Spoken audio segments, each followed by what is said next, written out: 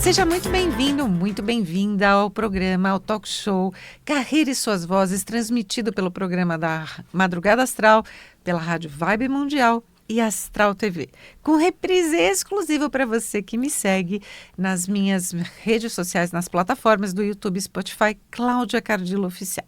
Hoje nós vamos falar sobre um assunto que está muito em alta, que é a questão da saúde mental, da ansiedade, do burnout. E para isso eu trouxe aqui o pesquisador em saúde mental e mestrando em neurociências, Rodolfo Barueco. Tudo bem com você? Tudo ótimo, Cláudia. É um prazer estar aqui com vocês, com a turma da Rádio Vibe. Espero que a conversa seja muito produtiva, que a gente aborde... Não só produtiva, como extremamente importante, porque a gente está vivendo um momento de transição em que as pessoas precisam entender como que elas se preservam para ter mais saúde mental. Você está lançando um livro novo que chama-se Burnout, do esgotamento ao autoconhecimento, é isso? Esse livro tem alguma coisa a ver com experiências pessoais suas? Com certeza. É um livro, na verdade, que eu trago com... A escrita é uma cura. A gente sabe que... E a busca, através da neurociência, foi para trazer elementos de que é possível, sim, prevenir esse tipo de estado mental, né? De doença mental. O burnout nada mais é que ele é ocasionado por um estresse crônico, e esse estresse crônico, a gente sabe que ele não é pontual. Eu faço uma analogia como se fosse um veneno não letal, mas que a gente tomasse todos os dias esse veneno e em algum momento a mente, por ser um aspecto muito inteligente do ponto de vista uma máquina de computador, ela acostuma com esse estado mental. Então, existem pessoas que passam durante anos com sintomas sem entender o que está acontecendo ali dentro do mecanismo. A gente pode aprofundar um pouquinho nessa questão? Quais são os sintomas que a pessoa não percebe e que são recorrentes que levam ao burnout? Perfeito, Cláudia. Eu vou trazer uma experiência minha. As pessoas podem ter, no estresse crônico, sintomas completamente diversificados.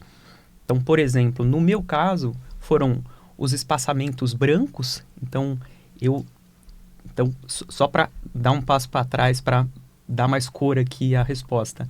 Eu venho de duas décadas de mercado financeiro. Das 2 décadas de mercado financeiro, eu sempre fui acostumado a trabalhar 16 horas.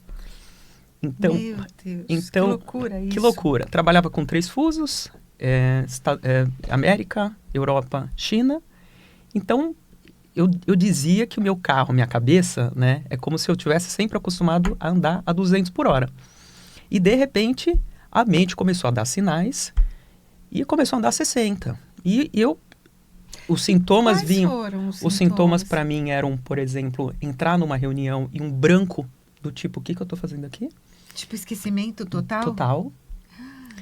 As dores de cabeça, o coração palpitando num momento que não era adequado, como se fosse uma crise de pânico, em alguns momentos insônia, e em outros momentos também aquela sensação de energia muito baixa, de imunidade a cada semana de cama, um pouco doente, um pouco sem entender mais ou menos o que estava acontecendo. A princípio, meu posicionamento foi entender que era uma questão física, então busquei um médico para tratar dos sintomas físicos, e quando eu fiz os exames, ele disse, não, você não está com sintoma físico. E eu fui cético no diagnóstico. Eu disse, não, peraí, deve ser algum problema de composto de vitamina B. A gente sempre pensa isso. Né? Deve ser algum problema de composto da vitamina B, você pode me receitar algo assim que vai ficar tudo tranquilo. Ele falou, não, Rodolfo, sua vitamina B está aqui, ele mostrou, tá ótimo.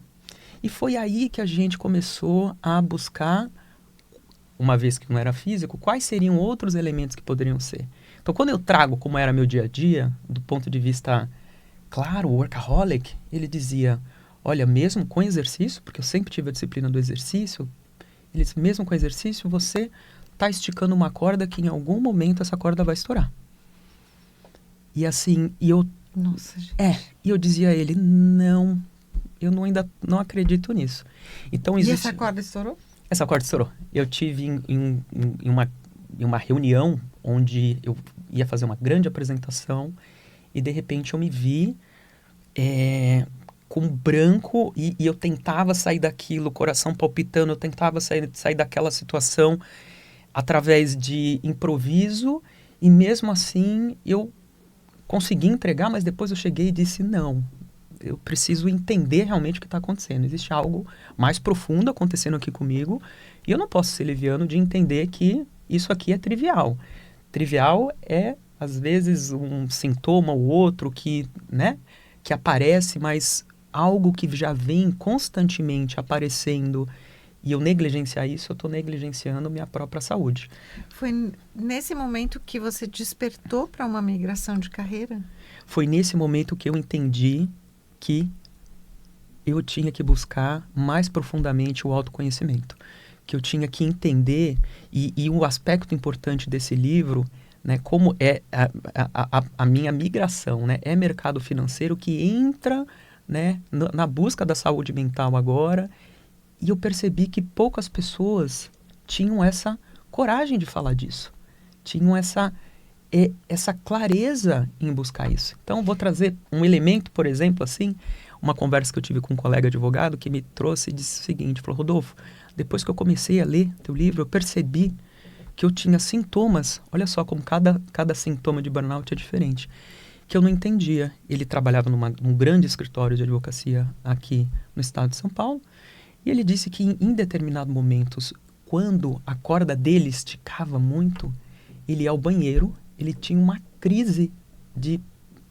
pânico, não sabia o que era, em alguns momentos é um diagnóstico até de convulsão, com a porta trancada do banheiro, depois saía e voltava a trabalhar. Ele entendia, eu não posso dizer que eu estou tendo esse elemento, porque isso pode ser considerado um sinal de fraqueza. Exatamente, denota fraqueza e as pessoas normalmente não sabem levar isso, Exato. né? E eu achei interessante você colocar aqui na quarta capa do seu livro que o burnout, ele é mais do que cansaço. É o corpo manifestando que a mente tentou ignorar por tempo demais, que é exatamente isso que você está falando, né? Então, dentro da sua própria experiência, quando você hoje consegue perceber que a pessoa vai colapsar? Hoje eu consigo, ao me reconhecer e me autoconhecer, é muito interessante quando você interage com alguém que está no caos e vivendo o estresse crônico. Porque você começa a perceber, inclusive, sintomas. Você percebe a respiração da pessoa, o cardíaco, a necessidade da resolução rápida. Uma pessoa que está sempre afoita, e você diz para a pessoa, calma. E a calma que você diz para a pessoa de que você consegue resolver isso e você não precisa estar nesse estado alerta. Porque o estado alerta é esse sistema simpático que a gente tem de luta e fuga. E é interessante você trazer isso, porque muitas vezes quando a gente fala para a pessoa, calma, respira, né? Chega primeiro para depois falar, a pessoa fala, mas eu não estou nervosa. Você já percebeu isso? Sim, isso é o mais comum. Eu não estou nervosa, eu estou calma. E você está percebendo que a pessoa está ali entrando em borbulha já, né? Sim. Porque a pessoa está fervendo e ela fica mais nervosa ainda por saber que você está reparando. E são dois elementos que eu percebo hoje na sociedade que a gente vive, Cláudia, que eu digo assim, as pessoas elas não percebem, inclusive, os tiques nervosos. Perceba os tiques nervosos das pessoas. Às vezes é o olho que está tremendo, às vezes é a perna que está batendo, às vezes é uma tremedeira, às vezes é a própria respiração que está ofegante e a pessoa não sabe. Até o olhar arregalado. O olhar arregalado, né? O olhar disperso. Então esse é um elemento de uma pessoa que está passando por algo. E tem um outro elemento que eu percebo que hoje tem se tornado muito comum, é a automedicação. É a medicação da pessoa que entendeu isso, percebeu, nossa, tem alguma coisa estranha. Aí a pessoa faz o quê? Ela vai buscar medicação. Então, trabalhei com muitos colegas que tinham esse estado de, se não conseguir parar, vai acontecer alguma coisa. E aí, toma o famoso mata-leão, né? O sossega-leão é o Rivotril, o Lexotan, é uma medicação forte e a pessoa se torna apática. É estranho isso, porque eu já trabalhei com pessoas em grandes empresas que a pessoa deixa até o Rivotril em cima da mesa. Você já viu isso? Não, na verdade, é algo, é como se fosse um chamar prêmio. atenção. É como se fosse um prêmio. Né? As pessoas consideram um prêmio. Hoje, conversando com muitas pessoas do mercado... Pega meu óculos ali. Claro.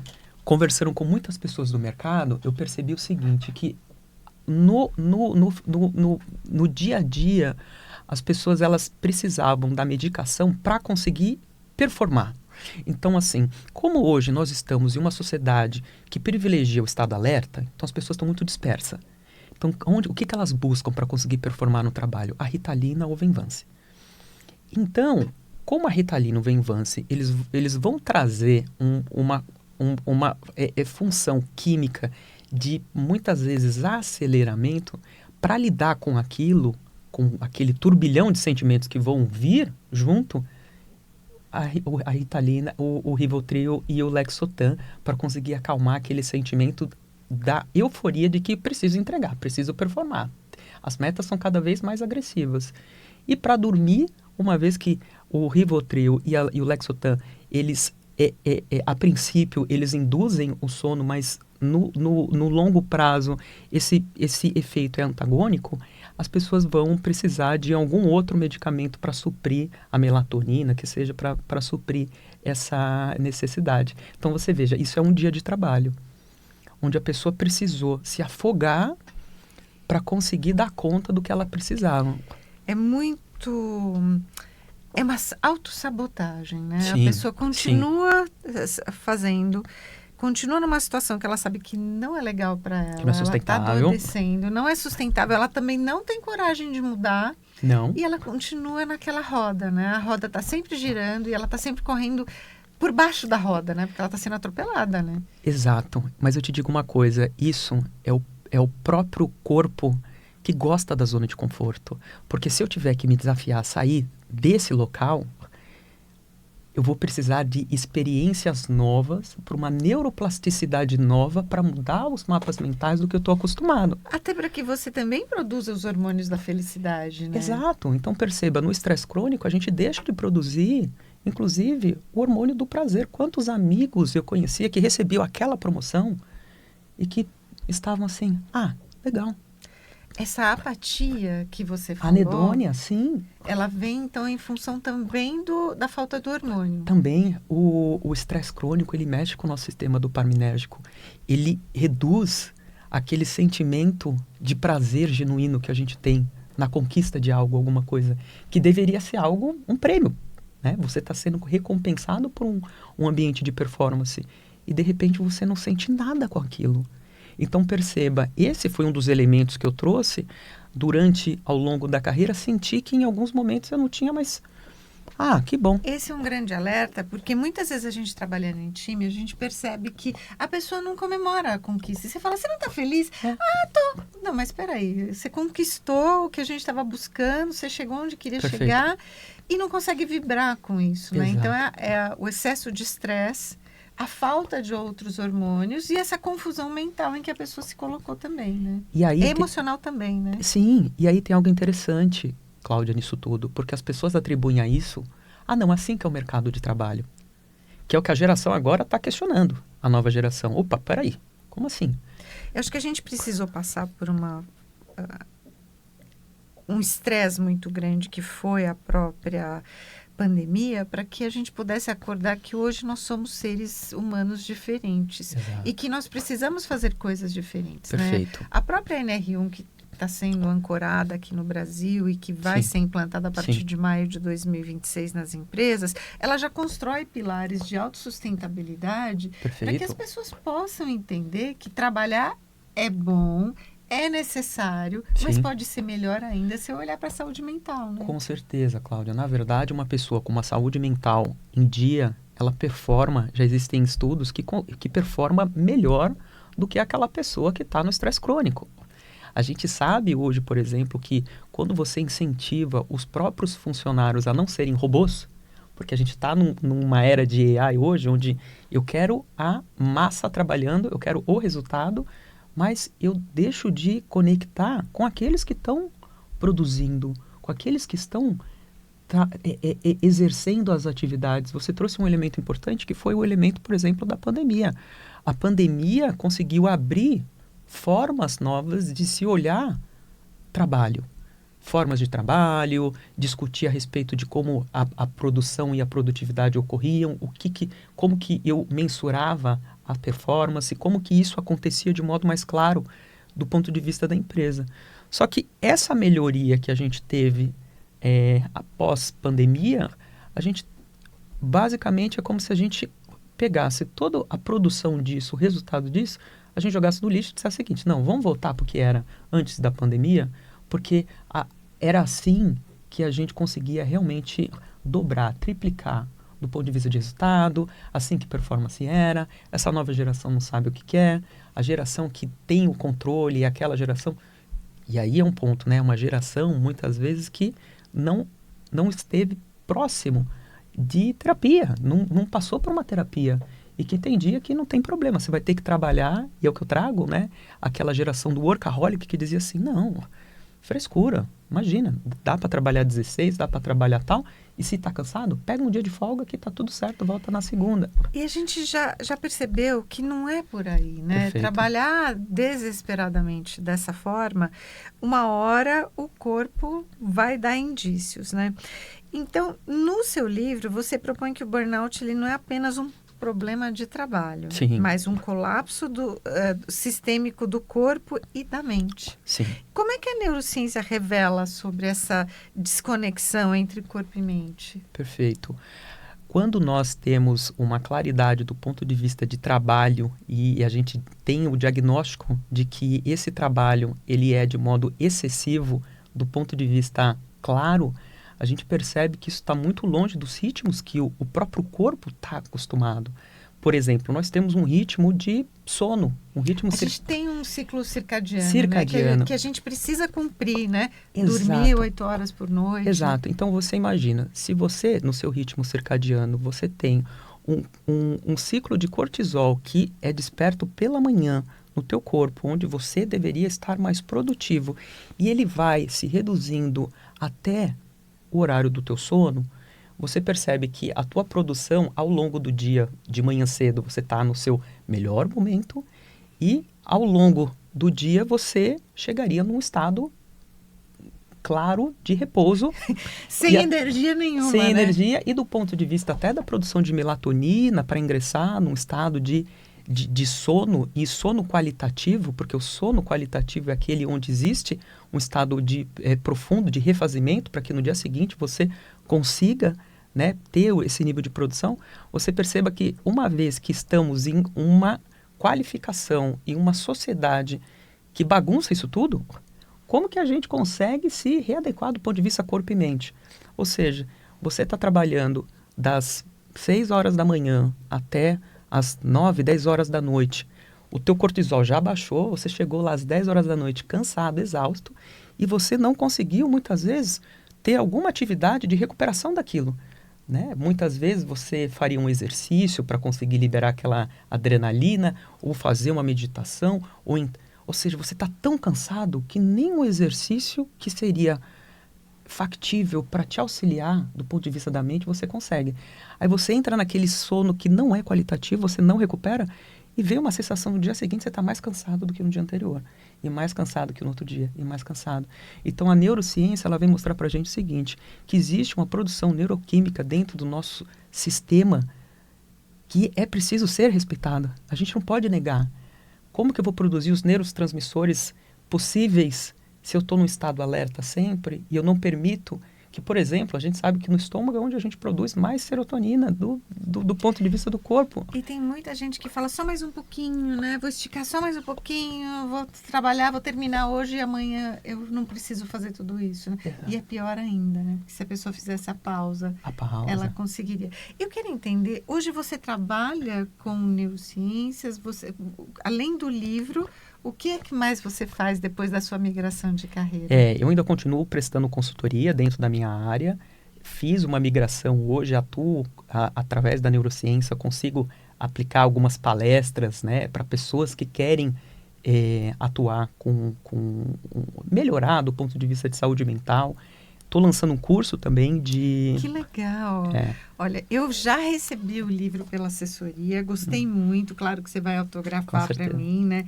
E você traz aqui de uma maneira muito simples, a sua fala com o leitor, a sua conversa com o leitor, ela é muito acolhedora e muito simples no sentido de conversar de amigo para amigo. É isso. Esse era o propósito, Cláudia. E eu gostei muito em função disso, porque é fácil de ler, é fácil de entender, fácil de compreender e é mais fácil ainda de colocar na prática. Perfeito. Né? Porque a partir do momento que a gente interioriza o que a gente está lendo, a gente consegue trazer para o dia a dia da gente, né?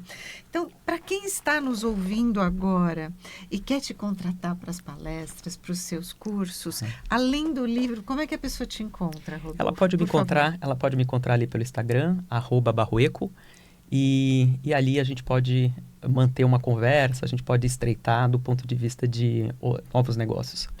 Que delícia de conversa, né? Como é gostoso a gente encontrar pessoas que se preocupam com a saúde mental, com a saúde física, com o bem-estar e qualidade de vida. Rodolfo, muito obrigada pelo seu tempo, pela sua atenção, pelo seu carinho em olhar para você, né? Se acolher, né? E poder falar sobre isso para os outros também, né? Porque é extremamente importante Eu isso, que agradeço, né? Cláudia, eu que agradeço. Na verdade, esse livro é um incentivo para quem quer mudar e para quem precisa olhar para si. Então, esse é o convite. E por ser um convite de uma fala simples, é como se um amigo trouxesse, né, a mensagem para um despertar. E que seja um despertar consciente. Exatamente, porque às você não tem coragem de falar o que você falou. Exato. Né? Então, ele é o nosso melhor amigo nessa hora. Então, para você que está nos ouvindo, meu muito obrigado. Me siga nas redes sociais para mais conteúdos como esse. @CláudiaCardillo Oficial. Até o próximo episódio.